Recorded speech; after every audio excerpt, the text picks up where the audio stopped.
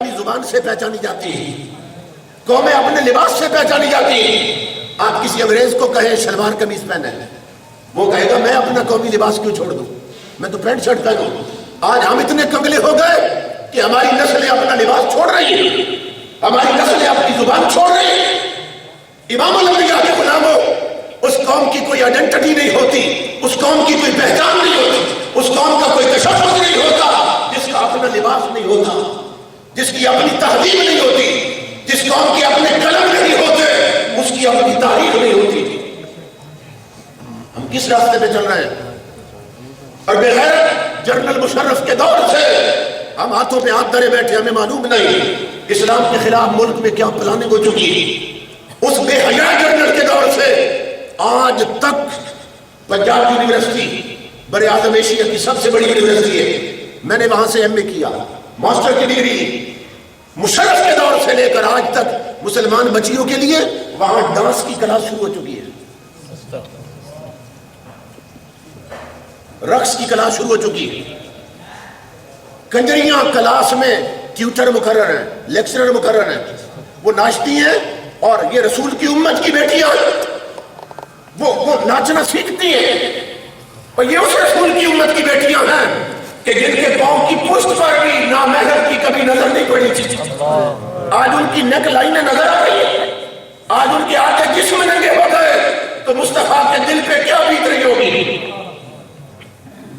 کہ تاریخ میں ہے جس رسول نے ایک جنگ میں دیکھا کہ حاتم طائی کافر کی بیٹی تھی، قیدی بن کے آئی، صحابہ کہتے ہیں اس کا دوپٹہ کہیں گر گیا تھا، کافر کی بیٹی قیدی بن کے آئی حضور کے سامنے، صحابہ کہتے ہیں وہ ابھی دور تھی، امام الانبیاء کے پاؤں میں نالین نہیں تھی، حضور گرم ریت پر دوڑ پڑے اس کی طرف اور اس کے قریب پہنچے نا، اپنی وہ کملی کہ جس کی عظمت کی فرشتے قسمیں کھاتے تھے وہ اتار کر کافر کی بیٹی کے سر پہ ڈال دی، فرمایا میری بیٹی اپنا جسم ڈھانپ لو۔ اس کی چیخ نکلی، کہنے لگی محمد عربی یہ بات سمجھ نہیں آئی، آج تک اتنی محبت کے ساتھ میرے سگے باپ نے میرے سر پہ چادر نہیں رکھی، آپ دشمن ہو کے میرا سر ڈھانپ رہے۔ امام الانبیاء ہنس پڑے، فرمایا بیٹی تو مصطفیٰ کے دین سے ابھی واقف نہیں، سن میری تعلیم یہ ہے کہ بیٹی کافر کی ہو پھر بھی بیٹی ہوتی ہے۔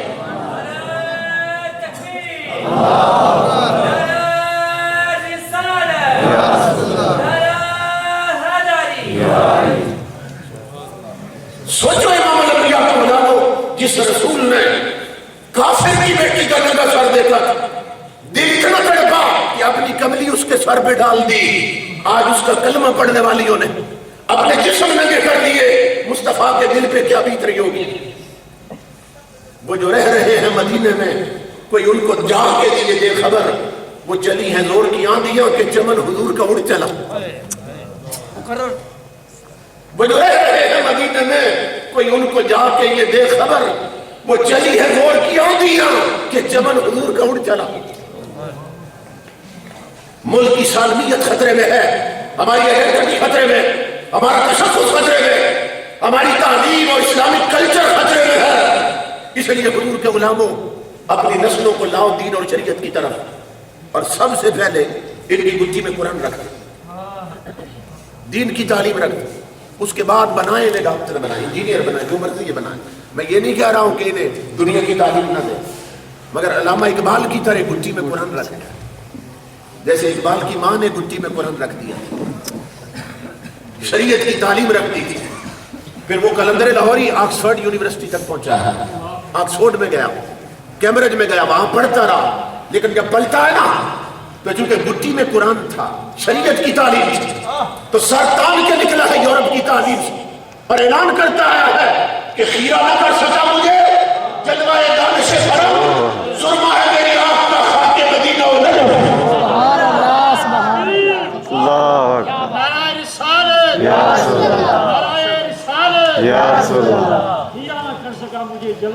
خیرہ نہ کر سکا مجھے جلوہ دانش کرم، سرما ہے میری آنکھ کا خاک مدینہ و نجف۔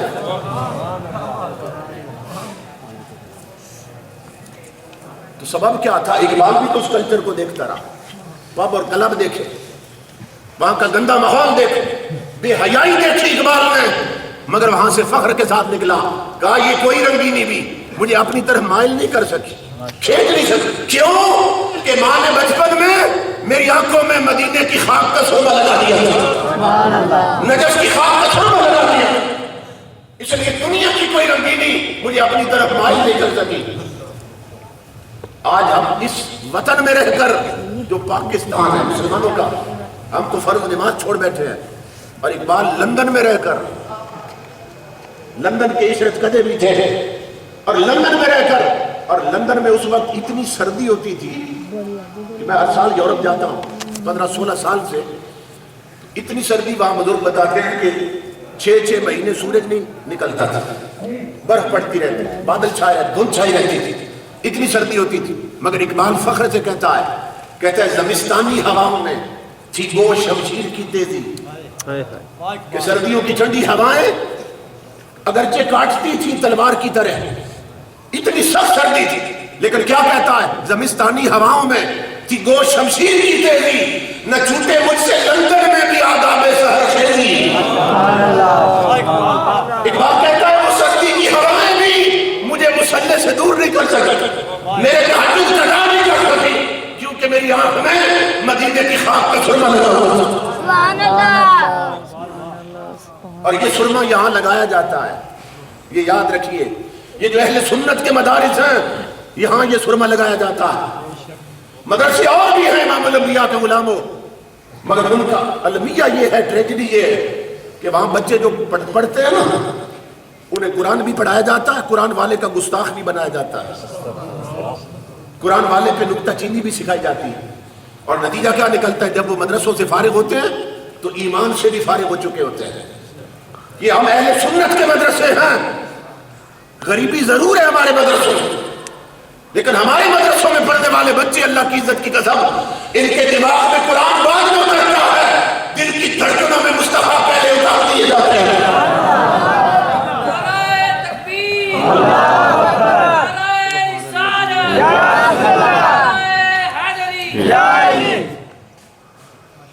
یہ رسول اللہ کے عاشقوں کی فیکٹریاں ہیں. یہاں تعظیمیں اور ادب رسول سکھایا جاتا, پہلے دل کی دھڑکنوں میں مصطفیٰ کی عظمت اتاری جاتی ہے, پھر اسے تعلیم دی جاتی ہے, تو پھر جتنا پڑھتا جاتا ہے در رسول پہ اتنا جھکتا جاتا ہے. اور یہ تعلیم ہمارے بچوں کی گٹھی میں آ جاتی ہے. یہ گٹھی میں حضور ضیاء الامت جسٹس پیر محمد کرم شاہ علیہ رحمۃ اللہ علیہ ایک بڑی خوبصورت بات کرتے تھے. آپ فرماتے تھے قرآن جو ہے نا یہ نامحرموں پہ اپنا پردہ نہیں ہٹاتا. آپ جانتے ہیں جو پردے دار عورتیں ہوتی ہیں, جو خواتین غیرت مند پردہ دار اور اسلامی روایات کی حامل ہوتی ہیں, نامحرموں پہ کبھی پردہ نہیں ہٹاتی. ہمیشہ پردہ اٹھایا جاتا ہے محرموں پر. تو پیر صاحب فرماتے ہیں کہ قرآن حکیم جو ہے نا یہ نامحرموں پہ اپنا پردہ نہیں ہٹاتا, اپنی آیتوں کے پردے نہیں ہٹاتا نامحرموں کو. یہ محرم بن کے کوئی آئے تو اپنے پردے ہٹاتا ہے. تو پوچھا گیا پیر صاحب پھر قرآن کا محرم کون بنتا ہے؟ فرمایا سنو قرآن نے اشارہ دیا فَإِنَّهُ نَزَّلَهُ عَلَىٰ قَلْبِكَ, اللہ کہتا ہے محبوب یہ قرآن ہم نے تیرے دل پہ اتارا ہے. قرآن کہاں اترا؟ قلب مصطفیٰ پہ. قرآن مصطفیٰ کے دل میں اترا ہے, اور قرآن اپنے پردے اس پہ ہٹاتا ہے کہ جس کے دل میں مصطفیٰ اتر جاتا ہے, کہ جس کے دل میں خود رسول اتر جاتا ہے.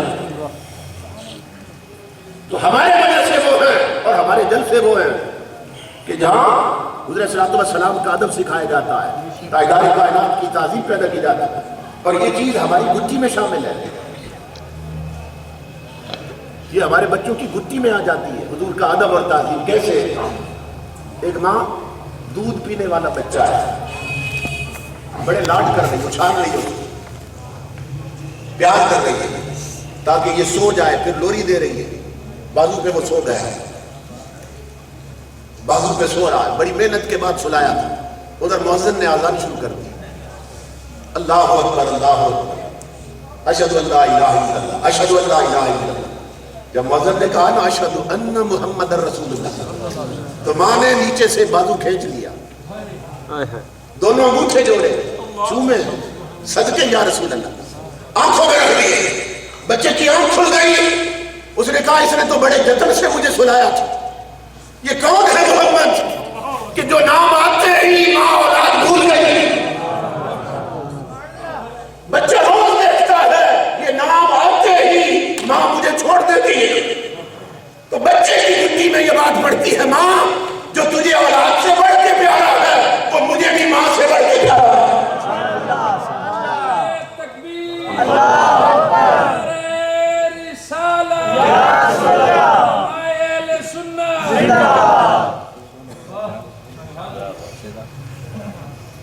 یہاں گھٹی میں حضور کی محبت رکھی جاتی ہے، یہ فتنوں کا دور ہے امام الانبیاء کے غلاموں۔ اب جو بد مذہب لوگ ہیں ان کی پشت پر غیر ملکی سرمایہ کی بارش ہو رہی ہے، کسی ٹولے کو ایران کا سرمایہ پال رہا ہے، کسی کی پشت پر سعودیہ کے ریال کی بارش ہو رہی ہے، حکومتیں ان کی پشت پہ ہیں ان کے نظریات پھیلانے کے لیے۔ ہمارے مدرسوں میں غریبی ضرور ہے، غربت ضرور ہے، ہماری پشت پر نہ ایران کے سرمایہ کی بارش ہو رہی ہے نہ سعودیہ کے ریال کی بارش ہو رہی ہے، بلکہ اللہ کی عزت کی قسم سنیوں کے دل پر عشق بلال کی بارش ہو رہی ہے۔ یہاں ایک ایک بندہ اپنی جیب سے خرچ کر کے، ایک ایک عاشق رسول اپنی جیب سے خرچ کر کے اس طرح کے مدرسے بنا بیٹھا، اس لیے کہ یہاں حضرت صلی اللہ علیہ وسلم کی محبت کے جام پلا جاتے ہیں، عشق کے جام پلا جاتے ہیں۔ امام الانبیاء کے غلاموں، میں یہ عرض کر رہا تھا کہ بڑی پلاننگ کر کے ہمیں شریعت کی تعلیم سے حضرت صلی اللہ علیہ وسلم کی دہلیز سے دور کیا جا رہا ہے، اور اس پر علامہ اقبال نے بہت پہلے کہا، یہ جو ہمارے کالجز میں یونیورسٹیز میں سسٹم چل رہا ہے نا، ایجوکیشنل سسٹم، تو یہ سارا لارڈ میکالے کا بنایا ہوا ہے۔ اگر آپ تاریخ پڑھیں کہ یہ سوچنے کی بات ہے کہ بھئی ملک بنا ہے کلمے کے نام پہ، ملک بنا حضور کے نام پہ، اور امت حضور کی رہتی ہے ملک میں، اور تعلیم انگریز کی کیوں چل رہی ہے؟ سلیبس انگریز کا کیوں چل رہا ہے؟ لٹریچر انگریز کا کیوں چل رہا ہے؟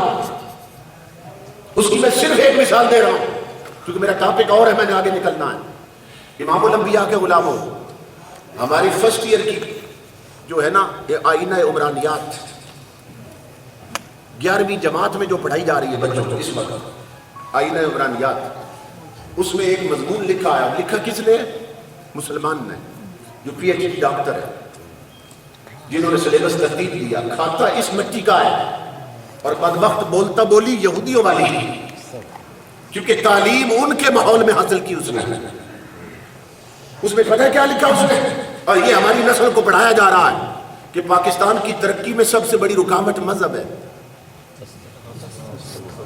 یہ اس کا سنٹنس ہے، یہ اس کا جملہ ہے، پاکستان کی ترقی میں سب سے بڑی رکاوٹ مذہب ہے، یعنی مذہب اسلام ہے جو ہمیں ترقی نہیں کرنے دیتے۔ آگے وجہ بیان کرتا ہے کہ اسلام سود کو حرام قرار دیتا اور ساری دنیا سود کھا کے ترقی کر رہی ہے، تو ہمارے لیے سب سے بڑی رکاوٹ اسلام بنا ہوا۔ میں نے جب پڑھا میں نے کہا بغیرت بے حیا کھاتا اس مٹی کا، اس ملک کی ترقی کی راہ میں رکاوٹ اسلام نہیں ہے، تم جیسے بغیرت مسلمان ہیں، تم اگر سامنے سے ہٹ جائیں یہاں تاجدار کائنات کا دین نافذ ہو جائے تو اللہ کی عزت کی قسم اسلام کی ہاں میں، پاکستان کی ہاں میں، عالم اسلام کی ہاں ہوگی، اسلام پاکستان کی نہ میں، عالم اسلام کی نہ ہوگی، یہ ملک اتنی ترقی کر جائے گا کیونکہ ہماری سب سے بڑی طاقت قرآن ہے، یہ یاد رکھیے۔ کیونکہ امت حضور کی ہے تو ہمیں اپنے آقا کے ارشادات میں بھروسہ ہونا چاہیے اور یقین کامل۔ امام الانبیاء نے کیا فرمایا؟ ہم کہتے ہیں نا دنیا فتح کر لیں، اتنی طاقت آ جائے پوری دنیا پہ چھا جائیں، آئیے مدینے سے پوچھتے ہیں آقا چھانے کا طریقہ کیا ہے، دنیا فتح کرنے کا طریقہ کیا ہے؟ امام الانبیاء نے فرمایا سنو لوگو، افتتحت القرى بالسیف افتتحت المدینہ بالقرآن، فرمایا دنیا کے حکمرانوں نے علاقے اور ملک فتح کیے تلوار کے دور پر، تمہارے رسول نے مدینہ فتح کیا تھا قرآن کے دور پر، تو तुम्हारी सबसे बड़ी ताकत कुरान है, कुरान का इल्म हासिल करो, कुरान से वाबस्ता हो जाओ। गुत्ती में कुरान रख दो, शरीयत की तालीम रख दो, क्या होगा? बच्चे जो भी बन जाए, आलिम बन जाए, इंजीनियर बन जाए, डॉक्टर बन जाए, जो बन जाए, इमामुल अंबिया के गुलाम हो, वो बाद में नजर आएंगे, आशिक़ रसूल पहले नजर आएंगे। क्योंकि गुत्ती में कुरान हो, उसकी असर और तासीर होती है। अगर गुत्ती में कुरान ना रखा तो फिर ये समझ लें कि नस्ल हाथ से गई। जो तालीम दी जा रही है ना, हमारे पिंडी का वाकया, रावलपिंडी का वाकया, एक नौजवान था, टांगा चलाता था, जिंदगी भर बेचारा टांगा चलाता रहा। गरीबों के जहां में वक्त भी रुक रुक के चलता, कभी सुबह नहीं होती, कभी शामें नहीं होती, मजदूर आदमी। कमेटी चौक से राजा बाजार की तरफ इस रूट में ना उसका टांगा चलता था, जिंदगी गुजरी टांगे में। नौजवान था, थोड़े थोड़े पैसे जोड़ता रहा। उसने 2 बच्चे थे, इंग्लिश मीडियम स्कूल में दाखिल करा था, अंग्रेज की तालीम हासिल करने। वो बच्चे पढ़ते गए, एक आर्मी में मेजर हो गया, तरक्की करते करते मेजर हो गया, एक कोई और किसी डिपार्टमेंट में ऑफिसर हो गया। जब उनके पास पैसा आया ना और स्टेटस उनका डेवलप हुआ, तो वो कहने लगे कि आप इस मोहल्ले में नहीं रहना, इस मोहल्ले वाले जानते हैं कि हमारा बाप नौजवान था तो हमारी तौहीद होगी। उन्होंने इस्लामाबाद में कोठी ले ली। कोठी का गार्डन होता है, लॉन बना होता है। उन बच्चों के दोस्त कुछ आए, वो भी ऑफिसर थे, मेजर के दोस्त, दूसरे के दोस्त, तो वो लॉन में बैठे थे। अंदर चाय का ऑर्डर दे रखा था उन्होंने। तो वो जो बाप था ना नौजवान उनका, उसने कहा जब मेरे बेटों के दोस्त हैं तो मेरे भी बेटे हैं, तो नौकर को क्या भेजना है? वो खुद किदरी शफकत के तहत, मोहब्बत के तहत खुद चाय उठाकर ना ट्रे उठाकर उनके सामने आया रखने के लिए। जब वो ट्रे रख रहा था तो एक ऑफिसर ने मेजर से पूछा, ये बाबा कौन है? अब उस बदबख्त ने समझा ये मेरी तौहीन होगी कि अगर बताऊं ये काले रंग वाला मेरा बाप। उस मेजर ने ना जल्दी से कहा, उसने कहा ये मेरा नौकर है। ये सच्चा वाकया रावलपिंडी की। उसने कहा ये हमारा सर्वेंट है, हमारा नौकर है। जब इतना कहा ना, बूढ़े की चीख निकली नौजवान की। उसने कहा मेजर, वो गलती तेरी नहीं, गलती मेरी है, जिसने तुझे अंग्रेज की तालीम दी, इंग्लिश मीडियम स्कूलों में भेजा, तुझे अंधा कर दिया। काश मैंने तुझे किसी टूटे मुसल्ले पर मुस्तफा का कुरान पढ़ाया होता, काश तेरी गुड्डी में शरीयत की तालीम रखी होती। फिर तुझसे दोस्त पूछते हैं ये बाबा कौन है, तो तू फख्र से बताता ये वो है जिसके चेहरे से मकबूल हज का सवाब मिलता, जिसके कदमों में रब ने मेरी जन्नत रखती है, जिसकी रजा में खुदा की रजा मिलती है। काश मैंने तेरी गुड्डी में शरीयत रख दी होती। इमामुल अंबिया के गुलामों, जो अंग्रेज की तालीम हासिल करते हैं वो फिर माँ बाप को बोझ समझने लगते हैं। जब नेक बात आती है तो उनकी आंखें बदल जाती है। और ये रसूल का दीन है जिसकी तालीम का असर होता है। उधर माँ बाप की उम्र बढ़ती जाती है, उधर औलाद का अदब बढ़ता जाता है। क्योंकि इमामुल अंबिया ने फरमाया सफेद बाल बढ़ते जाएं तो हया बढ़ाते जाओ, अदब बढ़ाते जाओ। इन्नल्लाह यस्तही मिन ज़ी शैबा, एक सफेद बालों का तो अल्लाह भी हया करता है। इसलिए मैं अर्ज करना चाहता हूं, और यहां वो टेंशन भी नहीं है। लोग कहते हैं कि बच्चों को अगर सिर्फ आलिम बना दिया, कारी बना दिया तो दुनियावी तालीम ना हुई तो पीछे रह जाए। तो मैं ये कह रहा हूं दुनियावी तालीम भी जरूरी है। और आप खुश नसीब है, यहाँ ऐलान किया हजरत ने, किबला मुफ्ती साहब ने, कि यहाँ वो तालीम भी दी जा रही है और उसका रिजल्ट भी आपके सामने रखा उन्होंने। तो यहाँ दोनों तालीमें हैं। मैंने बड़े बड़े इलाके देखे हैं और बड़ी बड़ी आबादियां देखी हैं जहां अल्लाह रसूल का नाम बताने वाला कोई नहीं। इस मोहल्ले के लोगों, इस गांव शहर के लोगों, अल्लाह की इज्जत की कसम खुद वक्त हो कि तुम्हारे इस शहर में चश्मा फैज़ मुस्तफा जारी कर दिया गया, चश्मा उलूम कुरान जारी कर दिया गया। अब भी अगर तुम्हारे बच्चों के सीने महरूम रह जाओ और मुझे रह जाए तो तुमसे बढ़ के बदनसीब कोई नहीं होगा। हुजूर गौसे आज़म रज़ी अल्लाह ताला अन्हु, आपने जब मदरसा बनाया ना बगदाद शरीफ में, जो मदरसा आप खिताब करते, लोगों की तरबियत करते, शरीयत की तालीम देते, तो जो लोग नहीं आते थे ना आपकी मजालिस में, आपके मदरसे में, जब आपको मिल जाता एक एक बंदा उसे पकड़ लेते और बड़ी खूबसूरत बात करते थे غوث اعظم پکڑ کے نہ فرماتے یا قلیل العقل بیتک علی الدجلۃ وتموت عطشانا. غوث اعظم فرماتے او عقل کے اندھے، وہ رہتا دریا پہ ہے پھر بھی پیاسا مر رہا ہے. غوث اعظم فرمایا کرتے تھے کہ یا عبد القادر کے علم کا اور روحانیت کا دریا بہ رہا ہے پھر بھی تیرا کاسا خالی ہے تو تجھ سے بڑا بد نصیب کوئی نہیں. اس مدرسے کی شکل میں دارالعلوم نقشبندیہ کی شکل میں یہاں چشمہ فیض مصطفیٰ جاری ہے. اس لیے لاؤ اپنی اولاد کو ان مسلوں کی طرف، لاؤ اپنی نسلوں کو ان چٹائیوں کی طرف. اللہ کی عزت کی قسم انہی چٹائیوں سے رومی اور ساتھی پیدا ہوئے تھے. انہی چٹائیوں سے غریب نواز اٹھے تھے اور انہی چٹائیوں سے شمس سیاسی پیدا ہوئے. انہی چٹائیوں نے محدث اعظم پاکستان پیدا کیے اور انہی چٹائیوں نے احمد رضا کیا ہے قوم کو کہ جن کی مثل زمانہ نہیں لا سکتا. اس لیے آئیے حضور صلی اللہ علیہ وسلم کی چوکٹ کی طرف اپنی اولاد کو لائیے دین اور شریعت کی تعلیم دی کریں. اب بعض لوگ یہ کہتے ہیں کہ مولوی بن گئے، عالم حافظ بن گئے تو کھائیں گے کہاں سے؟ کہ ہر بندہ چاہتا ہے میرا بچہ ڈاکٹر بن جائے، انجینئر بن جائے، کم از کم پٹواری بن جائے. کیونکہ دیکھتے ہیں جس میں پیسہ زیادہ ہے طلب ادھر ہے، جدھر دین زیادہ ادھر نہیں جاتے، جدھر برکت زیادہ ہے رب کی رضا زیادہ ادھر نہیں جاتا. دیکھتے ہیں پیسہ کس کام میں زیادہ، اولاد کو اسی کام میں لگائیں گے. میرے ابا جی رحمۃ اللہ علیہ فرمایا کرتے تھے کہ بہت کم لوگ ہیں جنہیں یہ فکر ہے کہ ان کی آخرت سمجھ جائے. مسجد ویران پڑی کس کو فکر ہے؟ میجارٹی اکثریت غافل ہے، نہ قبر یاد نہ قیامت یاد. اور بہت کم ہیں جو آتے ہیں مسجدوں میں نماز پڑھتے ہیں، روزہ رکھتے ہیں، زکوٰۃ دیتے ہیں. کیوں؟ تاکہ ہماری آخرت سمجھ جائے. تو جو پڑھتے ہیں وہ بھی اس فکر میں ہے کہ ان کی آخرت سمجھ جائے. آپ فرمایا کرتے تھے بہت کم لوگ دیکھے بلکہ نہ ہونے کے برابر کہ جن کو یہ فکر لگی ہو کہ جب ہماری اولاد مرے گی تو اولاد کا قبر میں کیا بنے گا.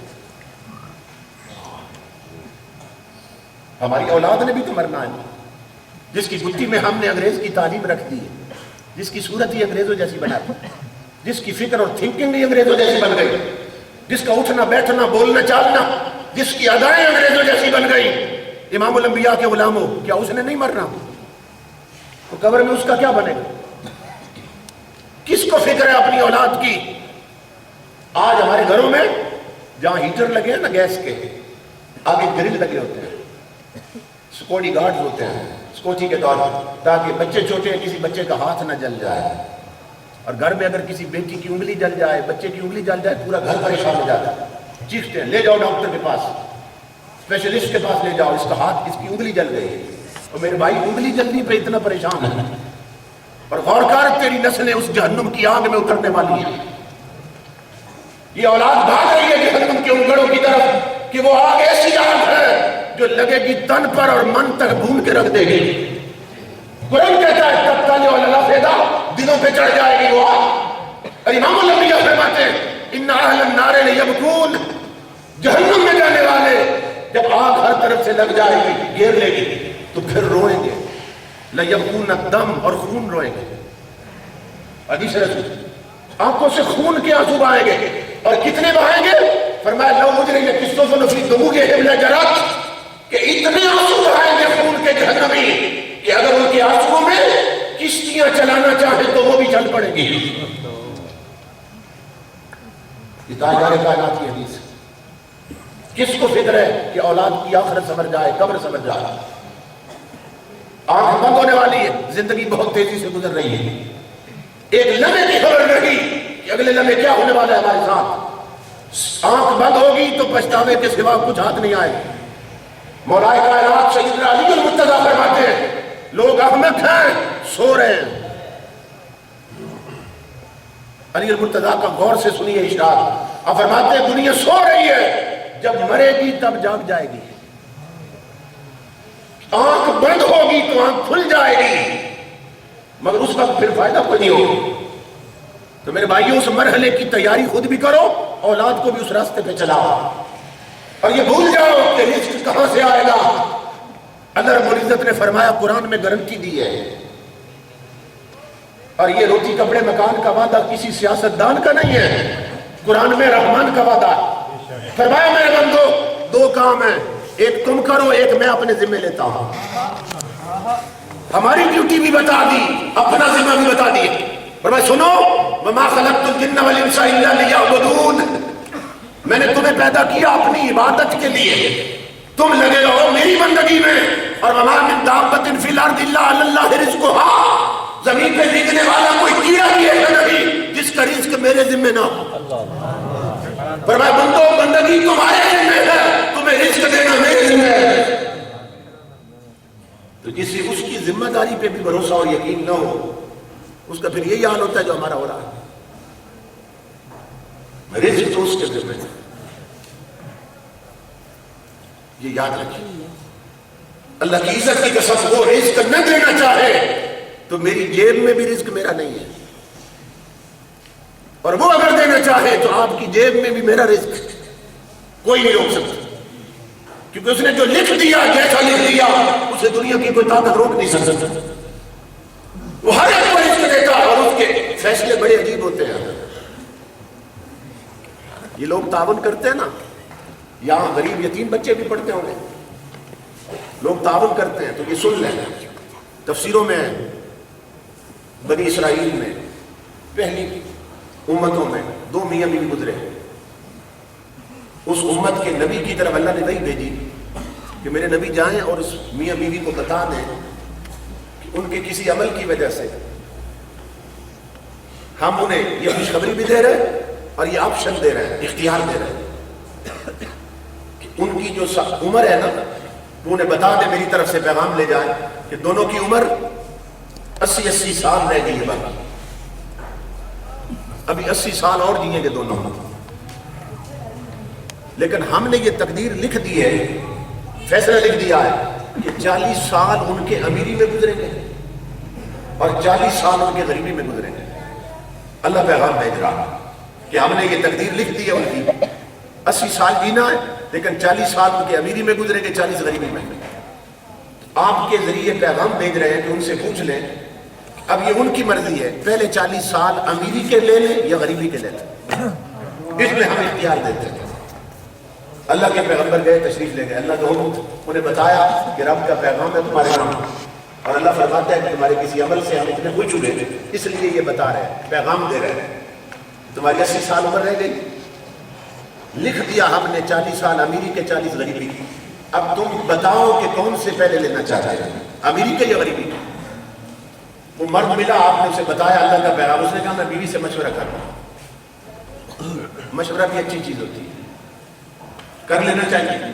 بیوی سے جب مشورہ کیا نا، بیوی نے کہا کہ پہلے 40 سال نا امیری کے لے دو، پہلے 40 سال امیری کے لے لے، بعد میں پھر دیکھا جائے گا، 40 سال تو ڈھنگ سے گزرے گا تو بعد میں دیکھا جائے گا۔ انہوں نے عرض کر دی اللہ کے نبی سے کہ اللہ سے گزارش کرے کہ ہمیں امیری کے پہلے 40 سال دے دے۔ اللہ سے عرض کر دی، اللہ نے فرمایا ہم نے دے دیے، امیری دے دی۔ غیب سے اسباب بننا شروع ہو گئے، پہلے ایک دن مال آنا لگ گیا، غیبی اسباب پیدا ہو گئے، مال آنا شروع ہو گیا۔ میاں بیوی دونوں بیٹھے تھے، انہوں نے کہا آج کوئی پھر اچھا کھانا پکاتے ہیں۔ خامد نے کہا میری بیوی اب یہ کسی سیاستدان کا تو وعدہ نہیں، سچے رحمان کا وعدہ، 40 سال تو گھر میں غریبی آ نہیں سکتی، تو اکیلے کیوں کھائیں، کیوں نہ غریبوں کو ساتھ کھلائیں، کیوں نہ یتیموں کو بھی شامل کریں۔ ایسا کر، دیگچی نہیں دیگ رکھ، دیگ رکھ، اور تندوری نہیں تندور میں آگ جلا، روٹیاں پکا، میں یتیم ڈھونڈ لاتا ہوں، میں غریب ڈھونڈ لاتا ہوں، سارے مل کے کھائیں گے۔ امام الانبیاء کے غلاموں، ابھی پہلا لنگر تیار ہوا تھا، غریب یتیم بیٹھ گئے، جب انہوں نے کھانا کھایا، کھانا کھا کر یتیموں نے ہاتھ اٹھائے اوپر دیکھے، مولا انہوں نے ہمیں دیا انہیں اور دے، انہوں نے